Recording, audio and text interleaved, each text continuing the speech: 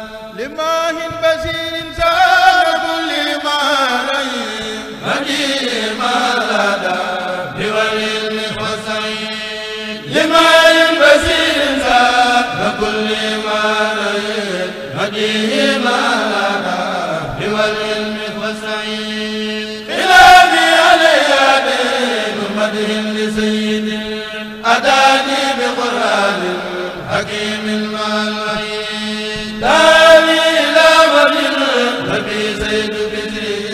وفي أكبر رضا بما بزري وريد يا للذي برا برايا لهابي من الخير موجودا لدى اللفظ والجريد أتاني أمان من بلاء وقلة كفيت سقاك الجوع والفقر والغريب إذا ما مدد المنتقى خادني به واصرف بجاه المنتقى للأمة يا أسد قد بالأذى والأمة ليس لأمة النبي سواك يا واحدا أسدت لي جدواك لك توجهي في ذا اليوم ألوب غيرك لغير قومي كريم مكرم عليه سلام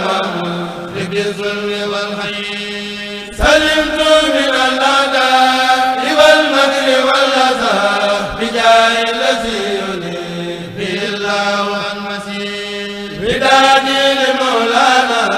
وللمصطفى النبي وللآل محمد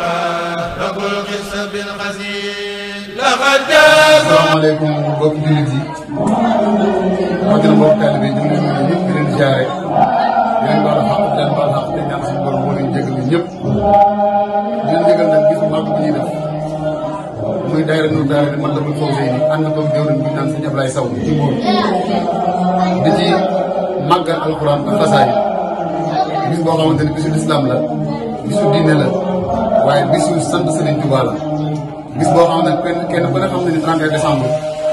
dañ cee baaxoo di def loo xam ne dañ ne neexul yàlla waaye gis nga dañ ko jël def bis boo xam ne bëgg nañ xale yi ñoom ëllëg bu ñëwee ñoo xam ne lañ daan màggal kat nekkul lañ daan dem muy ay sabaat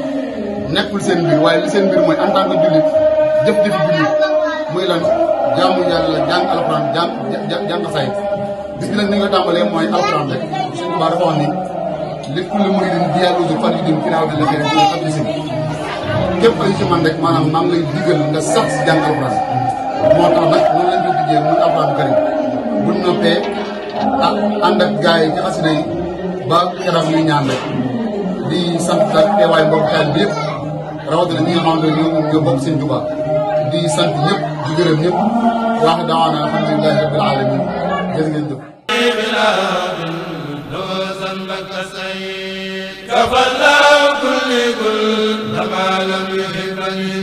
براق على